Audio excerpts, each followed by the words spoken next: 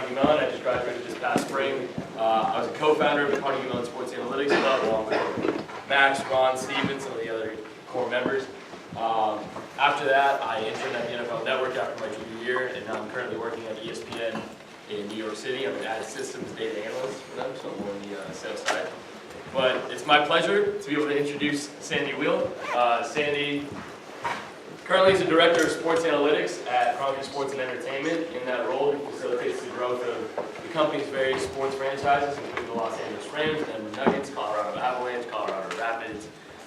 Previously, Sandy served as the Director of Football Analytics for the Baltimore Ravens, so he's had plenty of experience in the industry.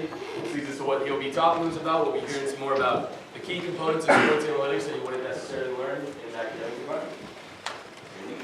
Thank you. You guys can hear everybody hear me okay? Back to microphone working? Cool. Slides up. Thank you everybody for coming. It's good to see everybody. So I just wanted to talk about, like Brian in his talk was talking about, one of the questions you get a lot is how did you get into the field? And but didn't feel like talking about that. So I wanted to talk about some things that you pick up along the way. And a lot of the stuff I want to talk about and we're going to find is stuff that's important and useful and relevant to working in analysis in any field, I like to think. And so, keep that in mind because, it's a relatively small field. It's a growing field. And Brian says, okay, maybe it's half the NFL team, half the teams in a bunch of sports have a person or two, right? So okay, so how much growth room does that leave, right? Maybe the field will double in size or triple in size over the next, decade or something. Could be. That's still just not that many jobs. And there's a lot of analysis fields as well. And hopefully some of the stuff I'll talk about today will be relevant to that no matter where you go. So next slide. So just to run down the team. So I work for Carnegie Sports. Carnegie Sports is owned by Stan Kroenke, who's a gentleman who happens to own entirely all of these teams here. So 3 teams in Colorado. I've lived in Colorado, and then the Los Angeles Rams as well. So we're kind of like an internal consulting group at within Carnegie Sports. Our job is to help all those teams get further along, learn more, do a better job in the sports. So I want to talk about data analysis for sports, right? That's sort of something that we're all kind of here about. But I want to break it down into the different components of it. So go ahead, next slide. So first let's talk about analysis. What's analysis mean in the context of the way I'm thinking about the world? And the way I always like to think of it is analysis is about questions and answers, right? What questions do I think are worth trying to answer? What answers can I find for the questions? How can I get to that? Is it? Oh, you should probably maybe. Sorry about that. Yeah, once upon a time I started with a slideshow that I had to give it on like a specific time. So data, right? So we're talking about analysis. We talk about questions and answers. So questions, well, what data can you get your hands on, right? I don't know. And that's one of the hard things for folks who are not working in a team is you have to go find your own data. And there's play-by-play data that you can go scrape. One of the things that people maybe they teach this in school. I don't know. You guys are people around an academic environment. Do people teach you about data scraping, right? How to go out and just go get your hands on the data, pull it in, and get your hands on it. I certainly know there's programs. Are there what APIs are out there? There's not very many sports data APIs, but if you can scrape, you can go get your hands on some data. And so now the question becomes all right, you have this data. How can you apply it to the questions? What's the next slide look like? Yeah, right. So the idea is this is an interrogation room, right? How can I take the data that I can get my hands on, and how can I interrogate that data to address the questions that I think are worth trying to answer? So that's again, that's true in the energy industry, and it's going to be true in finance, and it's going to be true in every field. This is the data I have, and it can go both ways, right? This is the data I have. What questions are worth trying to approach this? Here are the questions I think are worth approaching. How can I interrogate the data I have to try to address those questions and figure out answers that are worth having? And then so now we'll talk about the for sports part, right? So the sports world there are definitely like aspects to sports data that have, I wouldn't say unique characteristics, but common characteristics across sports that aren't necessarily something that you encounter in another field. And sorry. So here, this is this is a diagram I printed off something. Opta is a soccer data provider, and this is based on some of their data. And so you get this idea that like you have these sequences of events, right? So the way sports data is generally provided is, hey, here was an event, and oh, we got the ball, the yellow, presumably green guy, or whatever, right? And he passed the ball to this next blue circle, and then he passed the ball to that guy. And then that guy dribbled the ball a little bit and he passed it over there, right?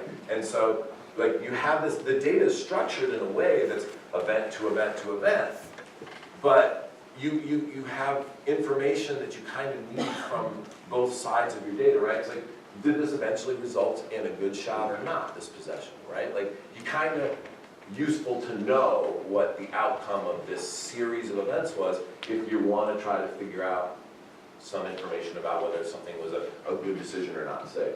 And that's true across all the sports, right? So in football, what was your play calling on first down? Did you run the ball? Did you pass the ball? Did you end up in good field position to make your choices on second down? In basketball, one of the most important fundamental things that you find in basketball is that, all right, there was a shot taken, right? Well, the likelihood of that shot going in turns out to be really important. Like, well, how did I start this possession? Did I get it off of a defensive rebound, off of a free throw, or off a turnover, right? A live ball turnover probably has a very different scoring likelihood on the next possession than off of an inbound, inbounds pass or something like that, because the defense is set in the second case and it's a scrambling defense in the first case, right? So you need to know that information. And then also, what was the outcome? Well, this football, this whole football possession, it ended with a field goal eventually. Well, can I use that information? So having that information, and I didn't feel like I've seen that type of information as a sort of, and maybe it's just the way the sports data is delivered, the structure of the way that data is, that makes it seem like it's hard to go figure that stuff out, because the way the sports data is delivered, that data is just not it's not as easy to get that, so you have to do the hard work to prepare your data for that.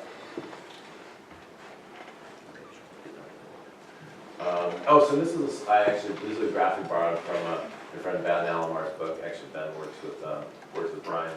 Until he fired me. What's that? Until he fired me. Until he fired me.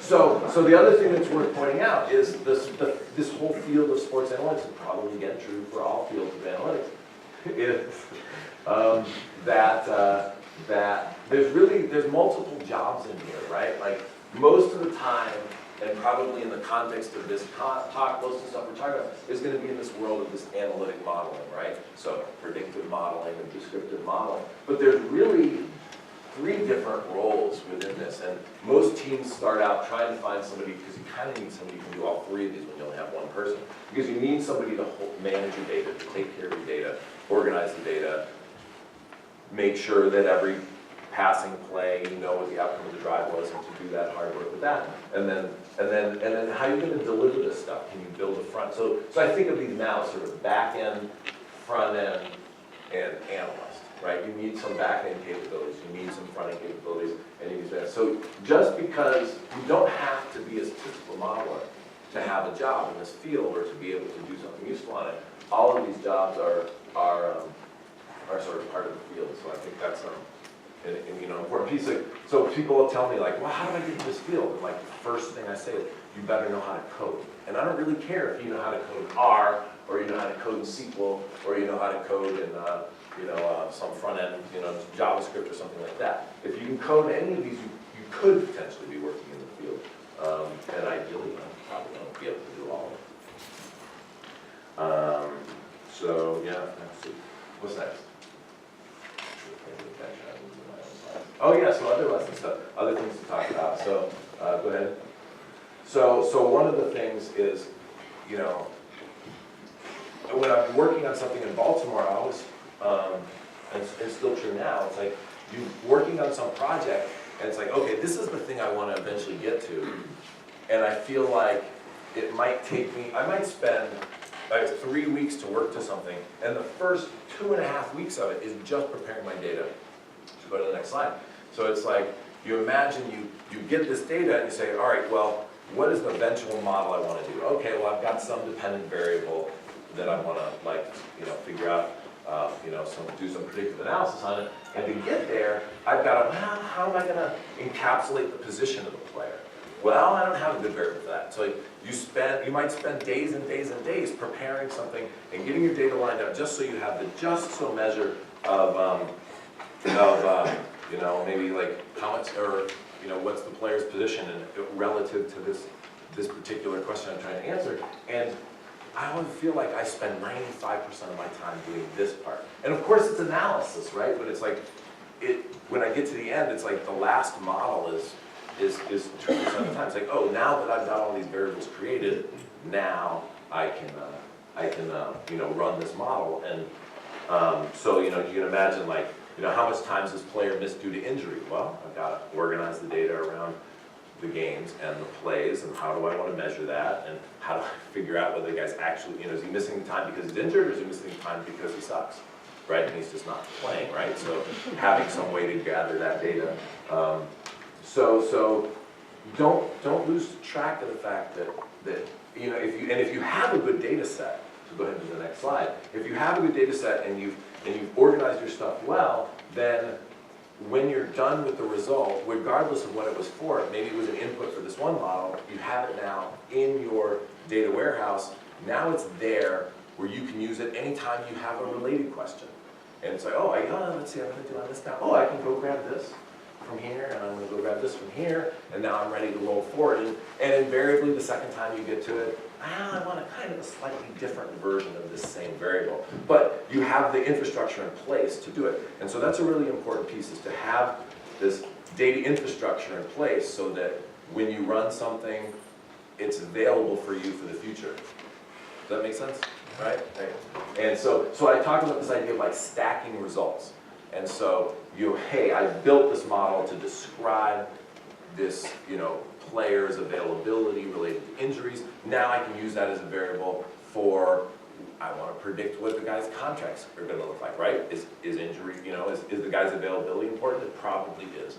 So now I can just take that variable, I did it for something else, and I can put it into this model and say, hey, and I can build off of it. So this idea that every time you build something useful, you can just sort of stack the results, and you're learning more as you go, and you can just keep grabbing pieces from your portfolio of results. Yeah, go to the next slide. So this is does anybody know either of these names? Raise your hand if you know either of these names. A couple people, right? So these guys are both, I think, computer scientists. I'm assuming they're computer scientists. They're both, so they're in the field of data warehousing. These are two important names. And there's a third name apparently too, since I learned about this stuff. So it may be that I tell you should be thinking about the world in a Kimbell model, and maybe this other hybrid model is actually better. I don't know, because I don't know it well. But go ahead to the next slide. And the idea here is like, so they're both like, it's like they're both talking about structures for data warehousing. And so the Inman Model is this idea, is like, so I'm taking a bunch of data and I'm bringing it in, and I spend a bunch of time designing and defining and architecting a whole, like, totally normalized data structure where I've got all the tables and they all relate to other, and I planned it out in advance, and I was perfect in my understanding of what the world ought to look like before I designed it, and I spent some time to build it, and I can build this beautiful data warehouse. It's got everything I could possibly want in it, and it's organized just so. And then when I want to work on certain projects, you can, grab the handful of tables you need to work on these different projects, right? So that's called the Inman Model. It's a very it's a very top-down type of data structure, and it's highly normalized, well-planned architecture, and that's a perfectly reasonable way to work out the world. But what I have found is that in my world, the Kimbell model seems to work better. So let's go to the next slide. So in the Kimbell model, this different idea, which is like, if I take, this particular slide, I didn't build it in my own pictures, from the internet, right? So orders, and I don't care about orders, I don't care about inventory, and I don't care about payments. So So let's pretend for a second we did. Oops, sorry, go back. So the idea here is that, look, you have this data, and as soon as you get this orders data, or so, I'm going to switch it to sports data, right? So it's like, okay, I've got this new data feed. Hey, here's this new data feed of football contracts, right? Okay, football contracts, I've got this new data. So the first thing you do is you take this data and you take this idea, see this blue circle here, or blue oval, for dimensional conformance. So they talk about these conform dimensions.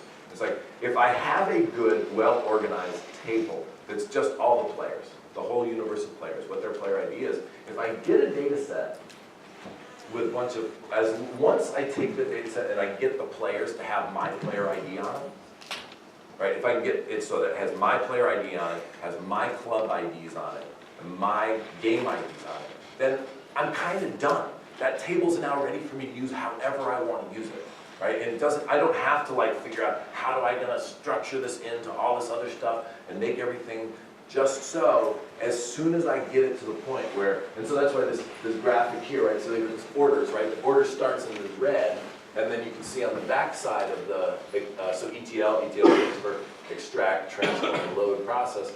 You can see it's sort of red and blue, and this other one yellow and blue, and green and blue. And green doesn't look very good, but the point is, it's like you've taken these set of important sort of centralized tables, you've taken some information from them, you've added on the orders table, and now you have this piece. And so it's really powerful when you sort of have a bunch of stuff you're working on. It's like, I've got this new feed, and now that I've got these handful of things that I really care about done right, now the table is part of my data warehouse, and I can just go grab that feed and that feed and that feed, because I know that when I put them together, I'm going to have the right player IDs. I don't have to worry about that stuff.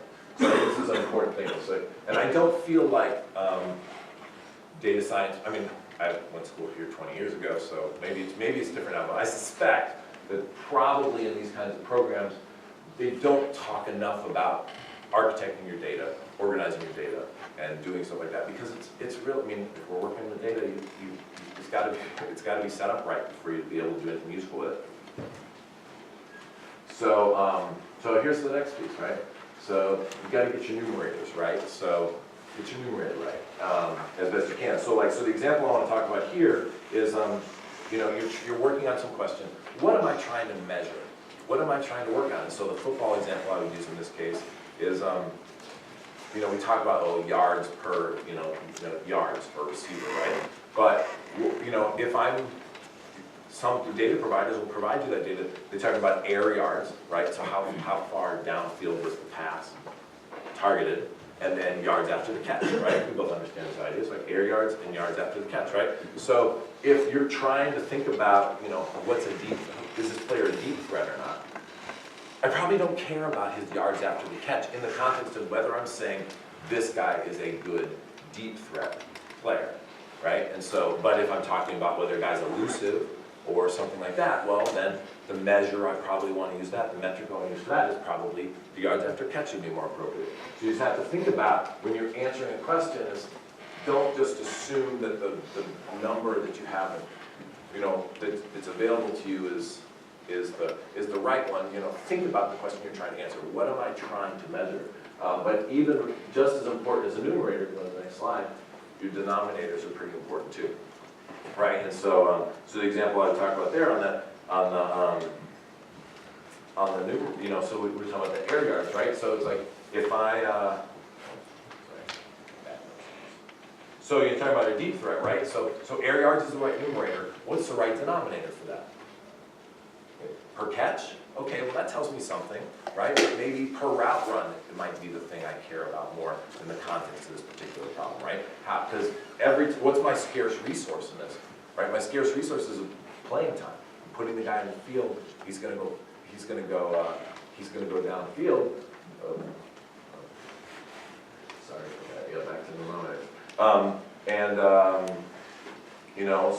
So sometimes, per catch made might be the right denominator for certain questions, but sometimes the right denominator might be per route run. Sometimes the right denominator might be plays thrown to, right? If you're talking about how often does the guy catch the actual ball, then probably how often you're thrown to might be the right denominator. And so don't be, there's a lot, my biggest complaint about general sports analytics in the public sphere is too often people just put the wrong denominator on something. You're trying to measure the opportunity a person has to do something if you're trying to gauge whether they're effective or not. So you got to make sure you get the right metric for opportunity. You can go to the next one. So, and this is another thing I think is interesting. People like to put short little variable names in their code. When you're working by yourself, sitting here, right, it's your code, it's only going to be your code. But when you're working for another organization, you have to expect someday somebody else might be working on your code, right? And everybody says, oh, comment your code. Nobody comments their codes as much as they should. But I have found that if you use really long names, they can be self-documented. So let's go on to the next slide. And so a table name, right? If you make a table name, maybe the name of the table should tell you exactly what's supposed to be in that table, right? And maybe the granularity too, right? So a table that's called player, team, season, stats. I know what's in that table, right? You already know what's in the table, player, team, season, stats, right? Oops. Won't take that, just open the, just go to the last slide. Don't even bother with the slides, just go to the last slide and maximize the screen. So, player team, player game roster status, right? Okay, this is a table, it's telling me something about the status of the player, something having to do with rosters, and for the game for that player. Right, variable names, right? The variable name should tell you exactly what you're trying to measure. Because you're going to make the variable, you're going to put it in a database, and 6 months later, you're going to be working on something, and you're going to say, what is this again exactly? I can't remember. I made it. But what is it? I'm so sorry. Probably should have this is the last slide. Let me just get it. So anyway, and the nice thing about that is that it allows you to be more effective down the line, because when I'm looking at something, this is, wait, why is this, Too bad I don't have a slide. Sorry, so let's take a question.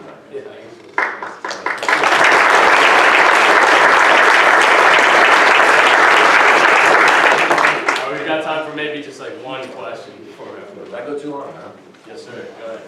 Go ahead. You commented earlier on the lack of APIs in sports analytics. Hoping came with this project, I found the same thing. Do you have any ideas why their APIs are so scarce, or they're so poorly documented, the ones that are out there? I'm not sure. Is it because the vendors, most of the sports leagues aren't really motivated to do it. I'm not quite sure why the leagues don't do it. The vendors, they're in the business of selling data, right? So there probably are people who have APIs. Opta, the soccer data provider, they have plenty of APIs, and they'd be happy to sell you access to them. So one of the tricky things, right, is that most of the interesting data that hasn't been fully explored is not publicly available. So I think that's most of it. But why the leagues don't do APIs too, I think it's just, being set in the ways you've been doing it. So we put play-by-plays out and we send them to ESPN or whatever and Yahoo, and they have their versions of it, I guess. I'm not sure, but it's a good question. Of the 4 sports you're involved with, which one is analytics most useful for, and which one least so? Well, I think it's useful for all, but certainly I think that basketball, more so than the other three, is more approachable, just because. And I think the main reason for that is that they've been recording more stuff for longer, right? We talk about baseball's easy because it's this series of these individual matchups. That's part of the reason why baseball's approachable. But the other reason is that they've been recording the same kind of level of stuff, but enough stuff for years and years and years. Now that's generally true of basketball, right? At the AAU games, they record turnovers and assists and free throws and stuff like that, right? Whereas in football, there's 22 guys on play, and we record, there was a run to the right by so-and-so and tackled by this other guy, right? There are 22 people on the field. You've only told me a little tiny bit about what 2 of the 22 people did. And so, until we get past that with all the other kinds of data that are coming out, it's hard to do. It's a lot harder to work with, at least. All right, so with that, we're gonna have to cut it short. Thank you so much.